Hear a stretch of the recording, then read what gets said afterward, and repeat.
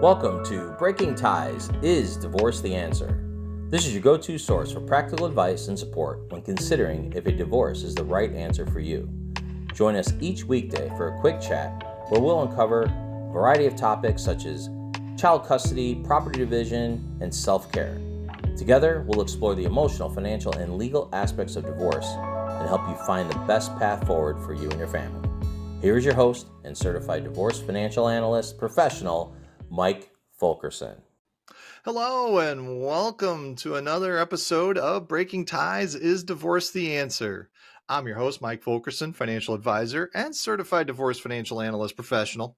And today we are going to go unscripted. And this is where I'm going to share some thoughts on a topic. Not really having a script to abide by. I use the scripts to make sure I don't leave things out that are of importance because divorce, as we know, is very important and making sure that we get all the bases covered. But when I do the unscripted, I like to just chat about a topic and some things to think about perhaps, or some things that come to my mind that, they could be outside the box, inside the box. You may already know them, you may not. And when we look at the topic today of some summer changes when divorced, summertime right now, so it makes it easy for me to take a look around and see things and stuff that I enjoy. But I think, you got to break it into two parts. One is, are you doing some solo things with just you, or are you doing things with your kids and such? And so you really want to kind of break that down. If it's just you really have lots of control. If you're going to be just a single individual after you're divorced, or perhaps your kids have moved on, then, summer is a great time to explore the outdoors.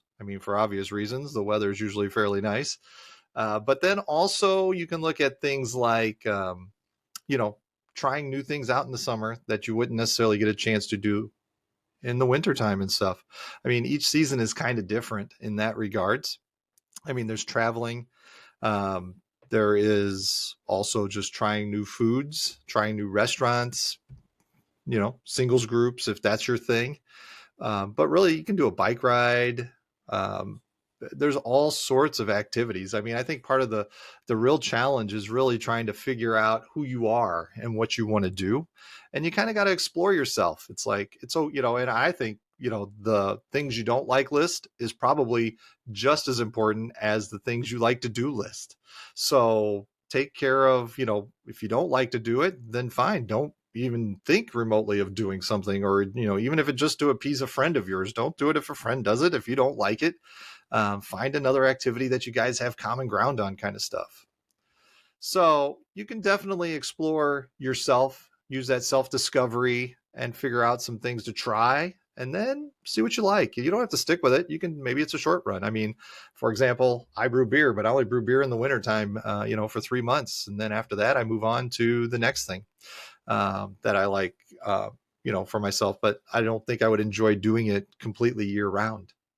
Now, when you have kids, it's a little different during the summer because you might have a different visitation schedule, as opposed to the every other week and whatever days during the week.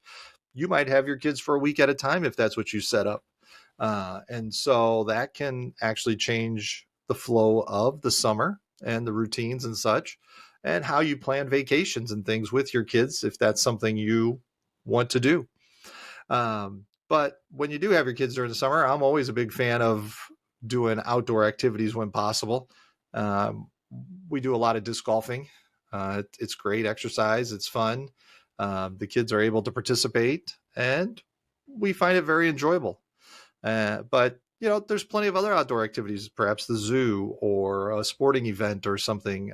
If you're taking vacations, you want to get those lined up, and really you keep the kids informed. They want to know what's going on, and that reduces their anxiety when they do know. But then, you do have some mundane stuff. There could be kids camps and things where you might have to shuttle kids around, or they might have if they're a little older, they might have a part-time job that they have to go to and stuff as well. So life is, going to ebb and flow with regards to the summer and such. So, but there again, I think it's important to also figure out what your kids enjoy in addition to what you enjoy, and then figuring out what you have in common that you can actually enjoy together. And I think that's going to make for a great memory and a great experience for you.